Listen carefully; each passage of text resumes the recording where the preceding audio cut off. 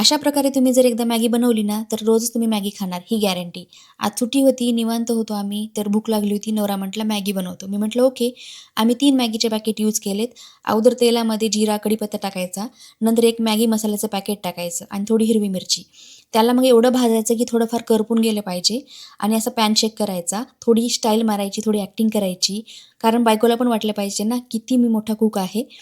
परत म्हणायचं की 8 वर्षाचा एक्सपिरियन्स आहे. म्हटलं, "ओके."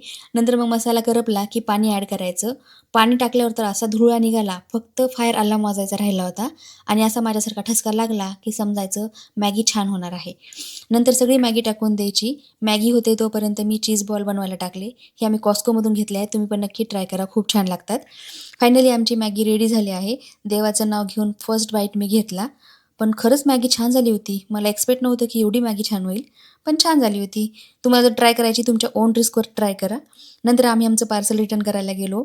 पण ते पोस्ट ऑफिसवाले म्हटले, की "खूप मोठं पार्सल आहे तुमचं. रॉयल मेलला मेल करा, ते येतील रिटर्न घ्यायला." एवढं मोठं पार्सल घेऊन परत आम्ही घरी आलो. तर असा होता माझा आजचा दिवस. बाय.